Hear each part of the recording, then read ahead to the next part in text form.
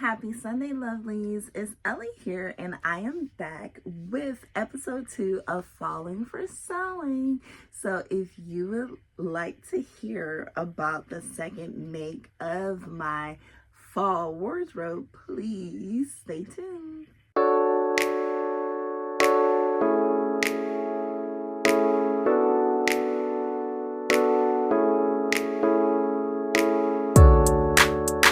Okay, so let's hop in. So first things first, I can say this is my absolute favorite make thus far. Yes, I know, I say make within the collection, not make ever.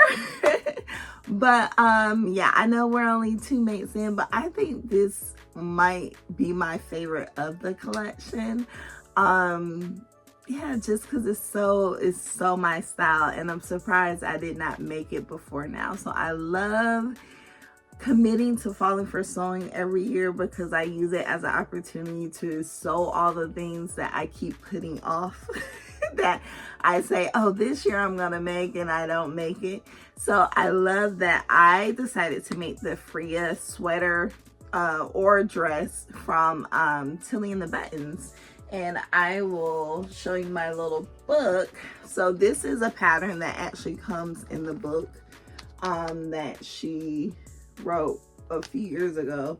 It's her stretch book, and it just has like knit garment patterns in the back. So this is my first time actually having to copy the pattern, which I'm not used to, because I'm the girl that snip snip snip, especially because I was just so used to being able to go to Joann's and pay $2 for another one. So for me, it was just like, snip it, who cares? I can always get these patterns, right? For cheap, right? So yeah, this is my first opportunity to actually take the time to trace the pattern on pattern paper. I tend to only use my pattern paper for like patterns that I self-draft, but this is my first time actually copying a pattern that was already created.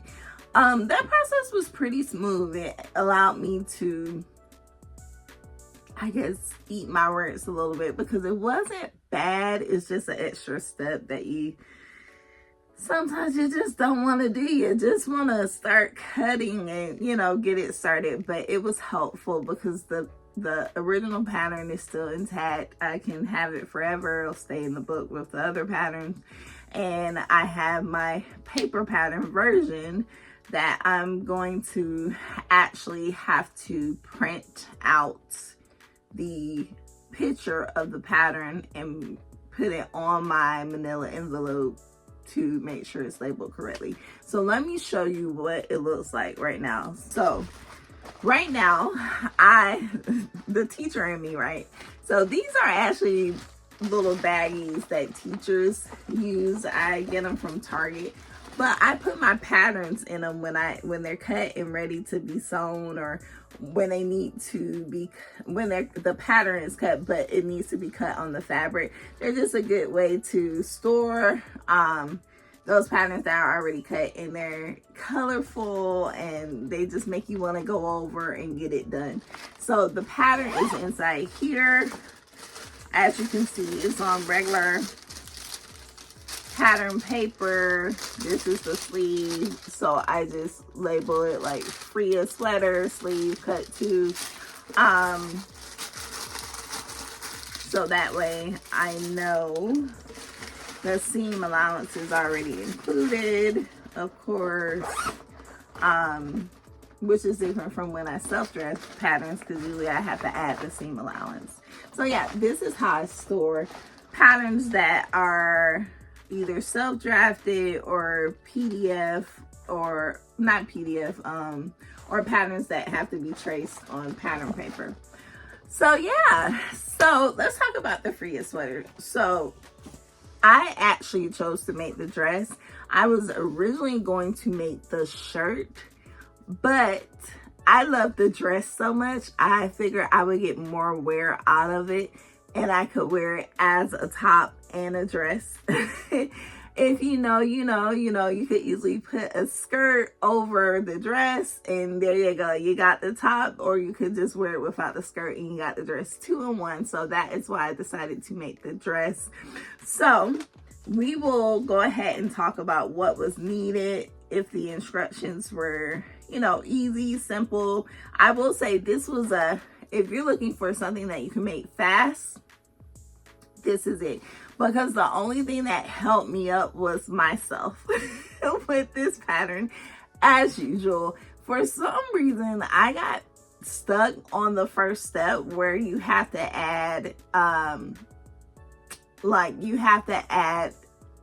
a stabilizer to the sleeve. For some reason, I couldn't find ribbon, so that just threw me off. So a couple of days, I just let it sit because I'm like, I need ribbon. I can't find ribbon, and I was irritated because I'm like, I know I have ribbon. I don't want to go buy ribbon. I have it somewhere, but then you can't find it. So that's what happened to me.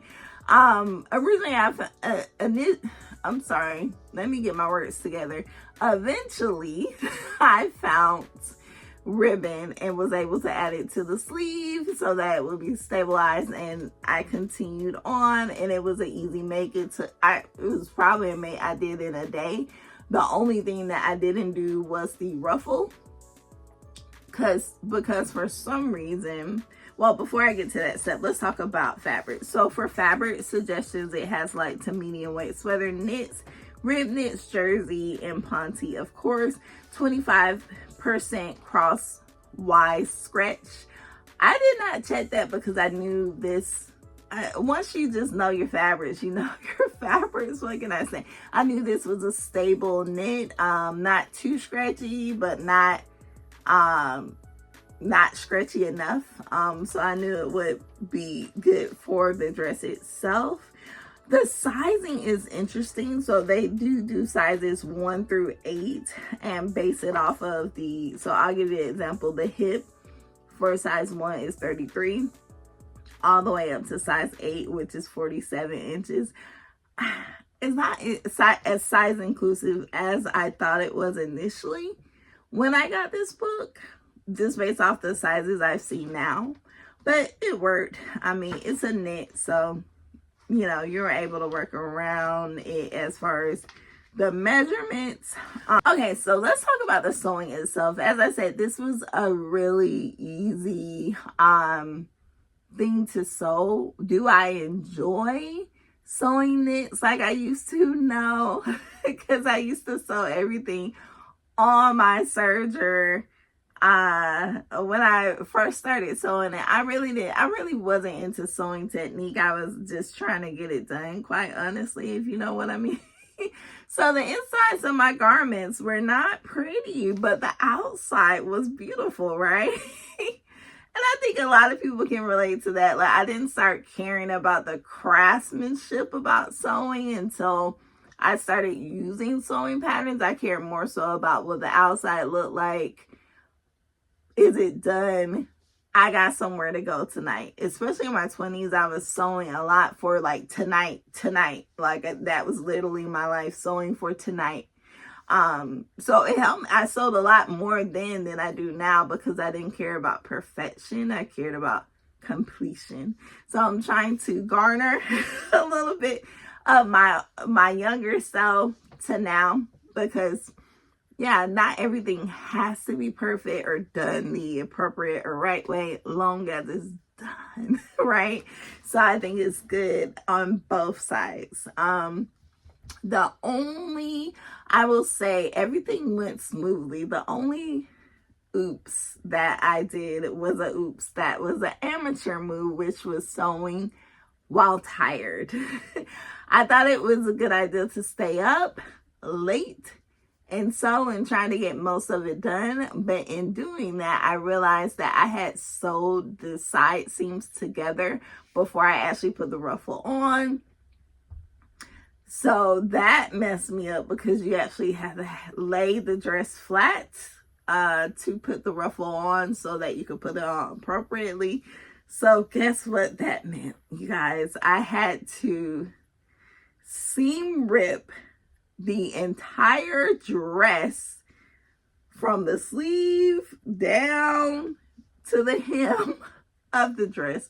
So that took longer than it needed to take. I could have been done, but I had to do that, then put the ruffle on. I was kind of nervous about the ruffles because in the instructions it says it's best to eyeball it.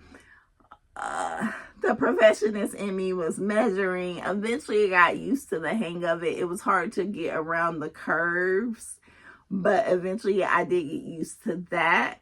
And I was nervous about the pleats holding. Like, I was like, I have not pressed pleats in knits before. I just haven't made anything that's knit that had pleats. So I was like, how is it the pleats gonna stay and it's not like a woven fabric? But they actually stayed. So yeah, that part was easier than I thought it was gonna be, and I love my dress. I love the color of the fabric that I chose as well. As you all know, wine is the color of this year for my collection. So yeah, in that same trend, we went with this really dark, rich wine fabric that I did get from Hobby Lobby a while ago. Yeah, as far as the quality of the fabric, the quality is good. It's not a thin knit fabric. It's actually a thicker knit fabric, not too thick, but thick enough. It does have a rope texture to it. And the only thing I will say is when I was seam ripping, I did rip some holes in the fabric. So that sucked, because I just feel like if it was maybe a more higher quality of fabric, it would have been able to not be so hole prone. But it might have been because I was rushing trying to get the seam ripped so I could get done. So yeah, so that is how that went. But nonetheless, with my oopsie, it still turned out fine. So I'm excited about that. So what I sewed this garment again, of course, like I need this in multiple colors and multiple patterns. Like, please, like I need this. Like, it's so cute. In the pictures that I'm about to show you, you will see the entire dress. The only thing that throws me off with the pictures is it's not showing this color. It's showing like really light for some reason, but luckily in the video you can see it's actually a dark burgundy, like a dark rich burgundy, if you could see that. So yeah, I am excited to have this dress done.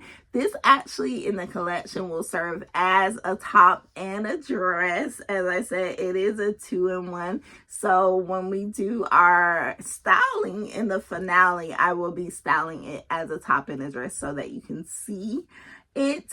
In Atlanta, the weather is quite something. 1 minute is like, okay, we're finally here, fall is here.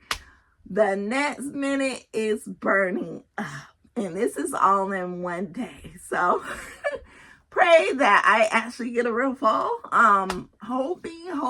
Hopeful for that, because yeah, it's literally hot, and then 2 hours later it's cold. That's essentially what happened this weekend. It was hot during the day. We were dressed for fall, so we were burning up, and then by 5-6 o'clock I was freezing. So that is where we are. I hope you're having an amazing fall. If you are sewing anything fall related, please hashtag us at Falling for Sewing 2025. Both Talisha from Creativity by T and I are looking out for anything that you've sewn so that we can showcase it on our pages as well. Please don't forget to comment, like, and subscribe. And do not forget to go over to Talisha's YouTube page so that you can see what she made. I'm excited to see what she made. And come on over to Instagram to see what we're posting as far as the pictures too. So let's get to the pictures. All right, until next time, bye.